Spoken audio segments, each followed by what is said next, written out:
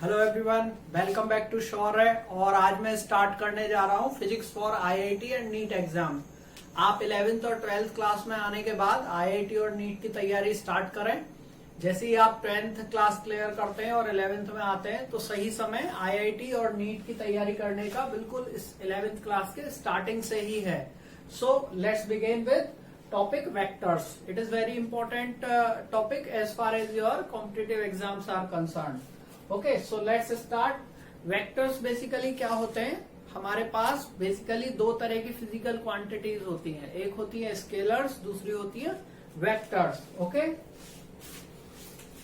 So first one is scalars. Scalars वो physical quantity होती है जिनको रिप्रेजेंट करने के लिए हमें केवल मैग्नीट्यूड की जरूरत होती है। We don't need any direction to represent these. ठीक है, only magnitude is required. Magnitude मतलब 4, 5, 6 एंड द यूनिट। मान लीजिए कोई फिजिकल क्वांटिटी है जिसको रिप्रेजेंट करने के लिए हमें नंबर्स और उसकी यूनिट चाहिए, then that will be called as scalars. For example distance, time, etc. Okay, there are so many scalar quantities in physics which only need magnitude and their unit. Now second quantity comes, which are vectors. So vectors are those quantity which are required magnitude as well as direction for their representation. Okay, require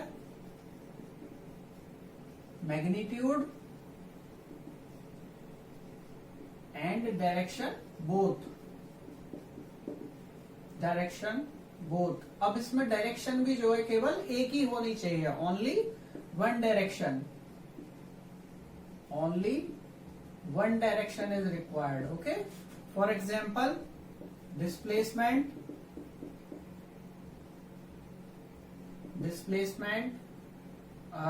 then comes acceleration,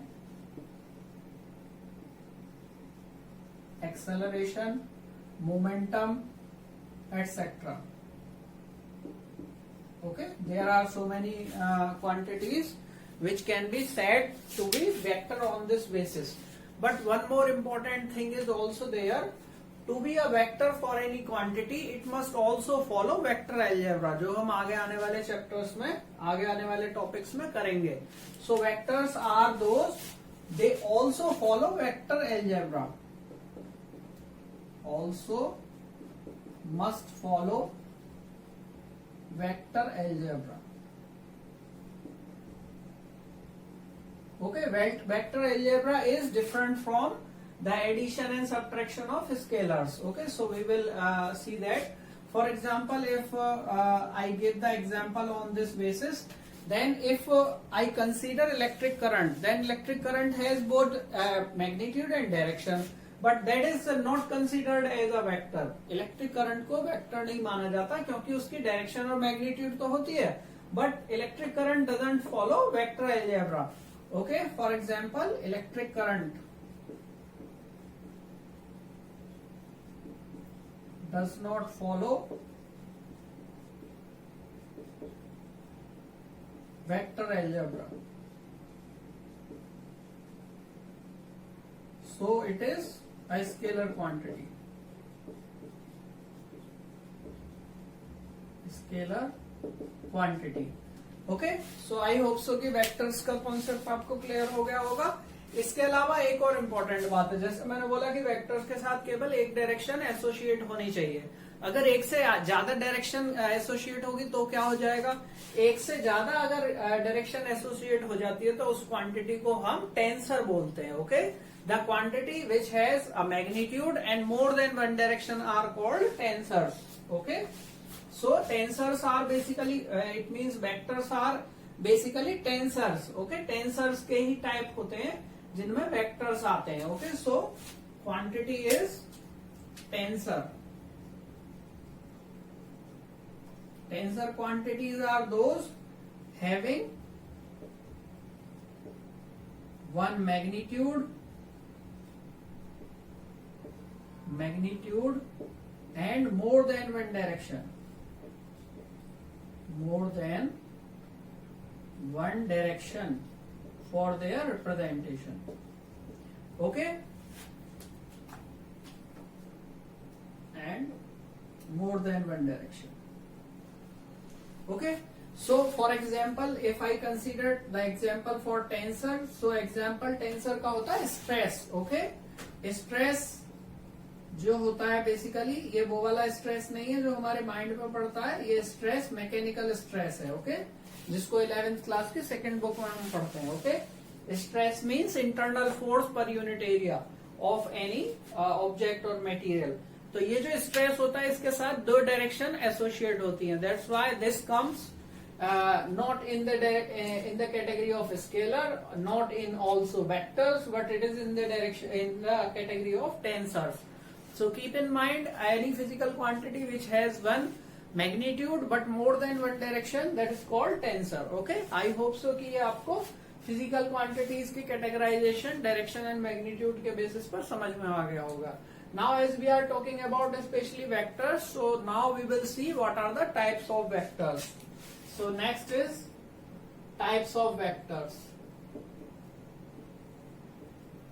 Types of vectors. Okay. तो देखिए number first type जो vectors आता है इसमें number first आता है equal vectors. Okay, equal vectors.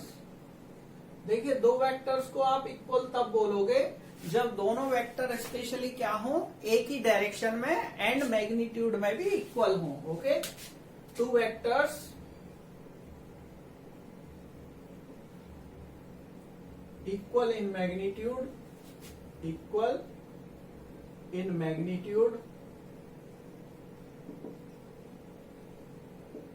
and in same direction are called equal vectors, and also they must represent same physical quantity. Same physical quantity को भी वो represent करें. अब देखिए हम कैसे दो वेक्टर्स को रिप्रेजेंट करेंगे. बेसिकली अगर किसी वेक्टर को हमें रिप्रेजेंट करना है तो ग्राफिकली हम इस तरीके से डिनोट करते हैं. This is something like we use to represent a vector by an arrow. Arrow में जो ये लेंथ होती है किसी लाइन की वो वेक्टर का मैग्नीट्यूड बेसिकली रिप्रेजेंट करती है. ओके, और ये जो एरो की डायरेक्शन होती है ये बेसिकली उस वेक्टर क्वांटिटी की डायरेक्शन को शो करती है. So let's say this is a A vector.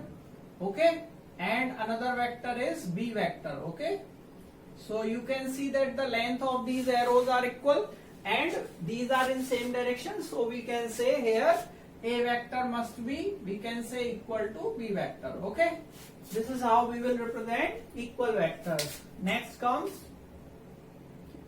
parallel vectors. Okay, parallel vectors. So parallel vectors are what? Parallel vectors are used to have same direction. Okay, used to have same direction, but that is not necessary that they must be equal in magnitude. They can be equal in magnitude also or different, but they must be in same direction. So parallel vectors are which are in same direction. Same direction. Okay, for example ये मैंने एक vector draw कर लिया. This is A vector. Now another vector is something like this, B vector. So they are parallel to each other and are in same direction, but they can be in multiple of each other.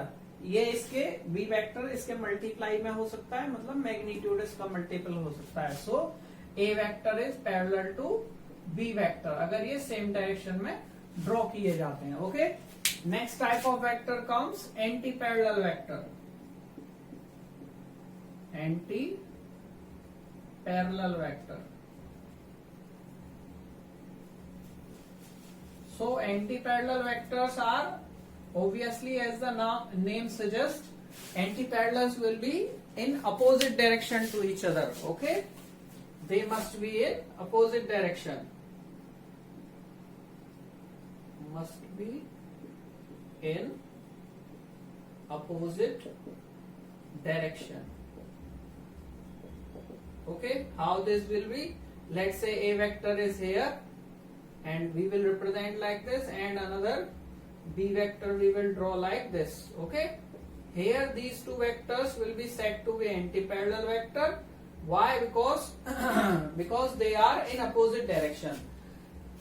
एक और चीज यहाँ पे important हम बताना चाहते हैं कि देखिए ग्राफिकल रिप्रेजेंटेशन तो वेक्टर का, किसी वेक्टर क्वांटिटी का इस तरीके से हम एरो ड्रॉ करके कर देते हैं। उसके अलावा लेटर से कैसे रिप्रेजेंट करते हैं किसी वेक्टर को? हम कोई वेक्टर यहाँ पे लगाएंगे, उसको लेटर कैपिटल लेटर से लिखेंगे और उसके ऊपर क्या लगाएंगे? हम एरो लगाएंगे। ओके, एरो लगा के उसके ऊपर हम किसी भी वेक्टर को रिप्रेजेंट कर सकते हैं।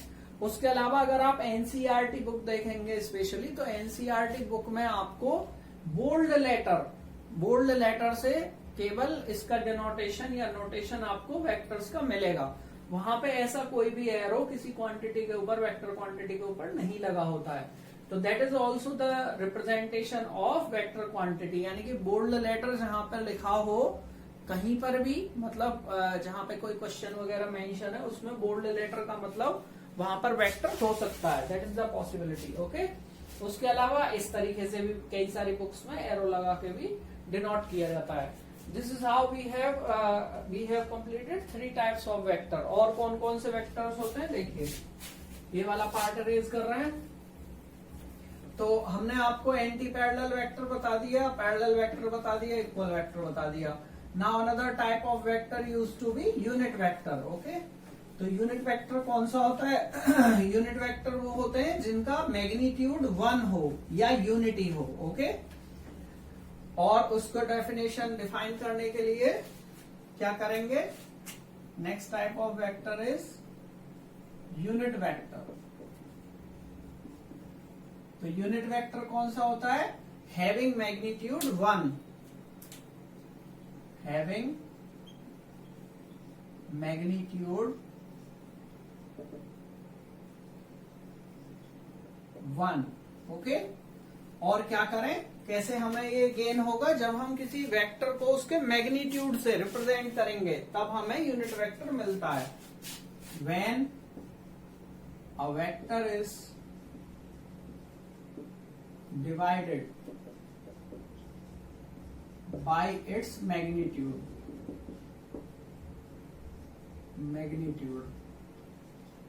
then we get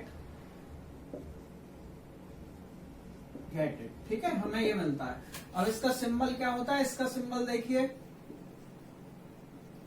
इसका सिंबल होता है, हम जब यूनिट वेक्टर डिनोट करेंगे तो लेटर के ऊपर एरो नहीं लगाएंगे, ऐसे करके कैप लगाते हैं। Okay, this is said to be a cap mark, caret mark और हैट। इसको कैप, हैट या कैरेट इसे बोलते हैं। तो ये यूनिट वेक्टर का सिंबल होता है। कैसे इसको लिखेंगे? Unit vector A cap equals to, when we will, this is our A vector, इसको जब आप मैग्नीट्यूड से डिवाइड करोगे तो मैग्नीट्यूड का सिंबल क्या होता है? Mod. This will be the magnitude. Then this is how unit vector along A vector, A vector का जो यूनिट वेक्टर होगा उसको हम ए वेक्टर में ए वेक्टर के मैग्नीट्यूड से डिवाइड करके रिप्रेजेंट करते हैं। This is how unit vectors are represented। Okay, now come to